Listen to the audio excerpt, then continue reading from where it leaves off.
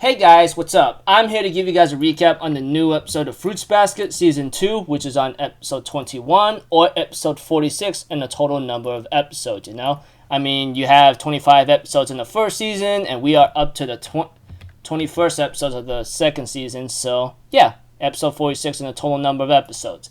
Anyways, this episode right here was really nice. I'll do the best I can to give you guys phenomenal detail, but to be honest with you, it's going to be a little small, short, and vague. Maybe, like I said, if you watch the episode, you'll get the idea. So if anything else, let's get this started. We have to it that our buddy Yuki, we get to know that this entire 100% of the episode is his backstory alone. While he's talking to the vice president, Kakeru, I think that's his name. I don't know. All I know is the vice president of the student council. That much I can tell you. That aside, Kakeru. We get to know much about Yuki when he was a little kid, He was this weak kid somehow that seemed to be beloved by the god, And if you guys watch the episode up to this point, you'll know what I mean by the god. That's Akito. And that aside, we get to know a little bit more of the situation at hand where, Akito, the person looks like a freaking nice cute kid, And I'm pretty sure you guys might be saying, okay, is Akito a guy or a girl? It's not 100% confirmed with me, even though it may be obvious, but I don't want to have to say those things yet, so I'm not so sure about Akito being a guy or a girl yet until it's revealed 100%, Call me crazy Milanakis or something, but let's just continue on with what I'm trying to get on with my own stuff, okay? We get to know that Yuki is beloved by Akito, but somehow, I think during the time when Akito's backstory was shown to Yuki, it looks like to me things are not looking so well. And what I mean by not looking so well, it seems like to me like Akito saying that this whole world's pitch black, I'm the chosen one, blah, blah, blah. It seemed like to me Akito's personality got twisted in a certain way.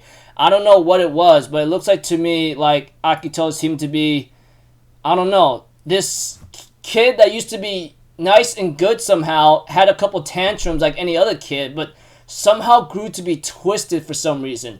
We don't really know why. What was the issue? That's the thing that we've been wondering about. And what we've seen and what Akito did to Yuki, like saying, oh, everybody hates you. They don't like you. They don't want to talk to you. This whole world's full of blackness and they want to push you away. Without me, you're nothing. Without me, you're nothing. Your parents hated you, blah, blah, blah. Akito was just throwing all these things on Yuki when he was a little kid, saying, everybody hates you, man. Everybody hates you. Everybody hates you. Everybody hates you. It's all pitch black, kind of thing. No, I'm deadly serious. That's the summary of a simple recap I could tell you. Even though when Yuki met Kyo, I'm serious. It looked like Yuki really wanted to talk to Kyo when they were kids, but Kyo blames Yuki for everything. He says, all of it's your fault. You should just disappear. I'm like, what the living? Man, are you serious? Although, it's really difficult to even, understand that, Yuki did not understand that at all. He goes I haven't done anything to you. What are you talking about, kind of thing, Eventually, those words of Akito and negativity pushed onto Yuki, but, eventually Yuki will later on make friends, even those in the Soma family, but, there was one thing he's forgotten, that he must avoid girls or female genders or just people of the opposite sex of him, just girls or biological girls or females in general. He's supposed to avoid them for them to hug him, but that accident happened and he lost memories of his crew, of the friends he had.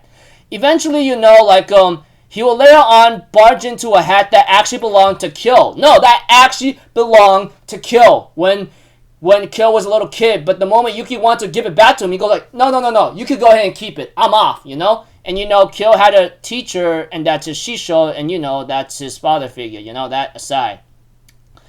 We get to know that Yuki will later on hear the story about Kyo's mother who took her own life, which is really hard for me to actually make an explanation about that here, I never wanted to give it too much explicit information, but all I know is Kyo's mother died because of this, and there's a reason for that. I already said it already. I'm not going to repeat it again. I mean, it's kind of nasty already that Yuki is already told that Kyo's mother was gone, and, Kyo as a kid, later on, his father blamed Kyo, and Kyo blames Yuki and says, I will, murder the guy myself, and then I'll murder myself too, that kind of thing.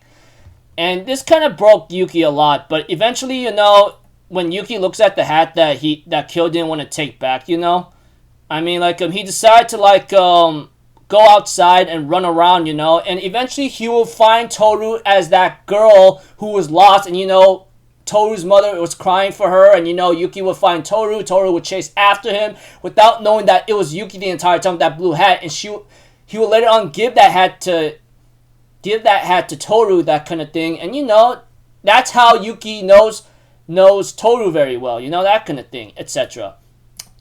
Eventually, Yuki was very happy that he was actually be useful for once, that kind of thing. And that's when Yuki confessed everything to Kakeru about Toru, I locked myself in my own shell, and we get to know that Yuki actually hated Kyo. Well, he did have adoration turn to envy, because by that time, he actually wanted Kyo to like him, etc. But, I wanted him to become my friend, but in the end, that's all he ever wanted. But, Kyo just antagonized him. But I think there's a reason for that, but that doesn't give much good justification. Although, I am judging now about what Kyo did is a stupid move, and it's very jerky. And up to present time, he still antagonizes Yuki in a certain way, but not to a point to maybe cause too much trouble. But, whatever the case may be. But that aside, I guess Yuki and Kyo does have a nasty of hatred towards each other, I guess, because, Kyo started it, and I don't blame him for that. Though, no, I actually will blame Kyo for that until something else is revealed. Call me a jerk. I love Kyo to death, but what he did as a kid and up until present time and what he's doing right now, it's really stupid. Call me Mr. Milanakis. Call me Mr. Stupid Milanakis for thinking both sides, etc., but that's just me, okay? That aside, Yuki will later on look up to Toru like a mother, which is really crazy. I'm like, oh my gosh. So all this time, Yuki looked at Toru Honda as a mother, etc., and yeah, even many other commenters says Toru was like a mother to Yuki, and that's the reason why, which is really sweet.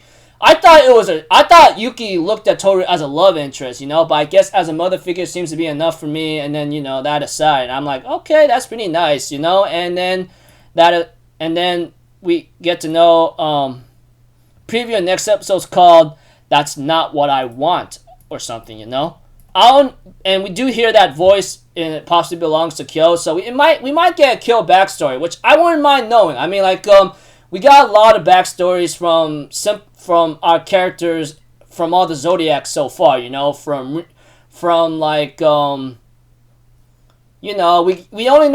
little parts of Kyo's backstory, that's for sure. And then, we know about Yuki, Hatsuharu, Momiji-chan, and then even though the other Zodiac members doesn't have much spotlight, some of them have their own backstory, such as Rin, that kind of thing.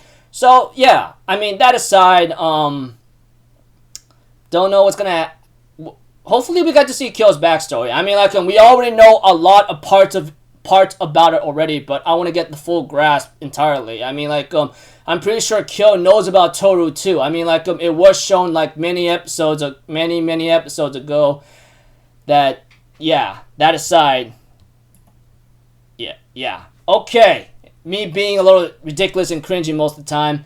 Alright, this entire episode, like I said, is about Yuki himself, and the guy, he's been through a lot. It seemed like everyone ignored him, from his brother, from the other Zodiac members, when he goes oh, please help me, I'm in trouble kind of thing, but everyone just pushed him aside. His parents are living lavishly because he's the rat, and, that kind of thing. And Akito, it looked like the person was a cute kid and a good person the way I look at it. No, I'm really serious. Call me crazy Milanakis for thinking that way, but something here might have mentally snapped him. Whatever the case may be, I hope that's revealed, because I think it's either because of this God complex thing or something else being involved.